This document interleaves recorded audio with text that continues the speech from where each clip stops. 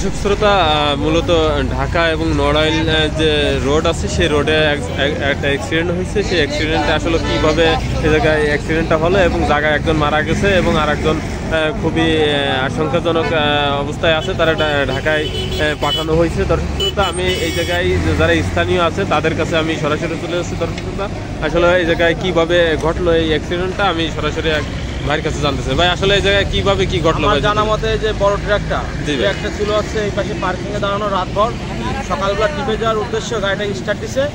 Start দিয়ে হচ্ছে আপনার ওই সাইডে পার্কিং করেছিল গাড়িটা, দেখানো থেকে দেখান ওই লেনে ছিল গাড়িটা, ওখানে ছিল ওই বড় গাড়িটা দাঁড়ানো। জি জি। পরে সকালবেলা গাড়ি স্টার্ট দিয়ে হাইওয়েতে উঠছে, তখন এই ওর সাইডেও আছে থাকা অবস্থায় আপনার হচ্ছে পিক আপ অনেক দ্রুত গতিতে এসে ওখানে যে হেল্পার ছিল সে নাকি স্থানীয় জনতাকে স্বীকার করছে আমার উস্তাদ ঘুমায় গেছিল, মানে পিক আপের ড্রাইভার ঘুমায় গেছিল। ঘুমানো অবস্থায় গাড়ি ছিল অনেক গতিতে, ওভার স্পিডে 100+ গতি ছিল। ও এসে ডাইরেক্ট এই ট্রাক্টরে মেরে দিচ্ছে। ট্রাকের গতি তখন সর্বোচ্চ 10 থেকে 15 ছিল, যে এখান থেকে উঠে হাইওয়েতে আসছে। আর এমন অ্যাক্সিডেন্ট অহরহ হচ্ছে এই রাস্তায়, বিশেষ করে পদ্মা সেতু আপনার চালু হওয়ার পর থেকে এরকম অ্যাক্সিডেন্ট যশোর থেকে কালনার ভিতরে প্রতিনিয়ত দুর্ঘটনা ঘটতেছে। এর মেন কারণ রাস্তা সংকীর্ণ।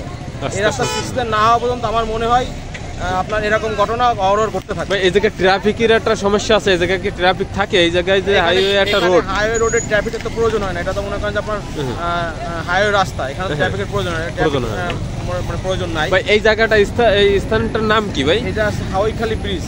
হাওয়াইখালী ব্রিজ, মুলদার গ্রাম হাওয়াইখালী ব্রিজ।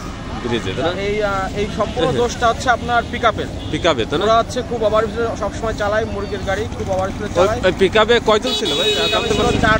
4জন। পিকআপের ড্রাইভার জায়গায় মানে নিহত হয়েছে, হাসপাতালে যেতে মারা গেছে। আর আপনার বাকি লোকগুলো আহত আছে, হাসপাতালে আছে। আর ট্রাকের ড্রাইভার ও হচ্ছে আপনার নড়াইল জেলারই ছেলে, ও এখন খুলনা হাসপাতাল থেকে ডাকে ওরা রেফার করছে, ঢাকাতে নিয়ে যাওয়া হয়েছে। ঢাকাতে এই অ্যাক্সিডেন্টটাকে খুলনায় আপনার খুলনা মেডিকেলে নিয়ে যাওয়া হয়েছে। এই অ্যাক্সিডেন্টটা কখন ঘটে মূলত? অ্যাক্সিডেন্ট করছে আপনার ভোর 5টার দিকে।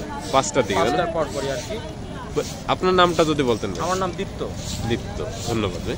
7টা থেকে বুঝছেন, 59 থেকে ঘটনার পর আমরা মোবাইল ফোনে জানতে পারি। জানার পর আমরা ঘটনাস্থলে এসে উদ্ধারকৃত লোকজনকে আহত অবস্থায় হাসপাতালে যাওয়ার পর ডাক্তার একজনকে মৃত ঘোষণা করে, আর 3 জনের একজনকে ঢাকা উন্নত চিকিৎসার জন্য ঢাকা পাঠায়, আর 2 জন হাসপাতালে আছে। মোট আহত হয়েছে কয়জন? 4 জন।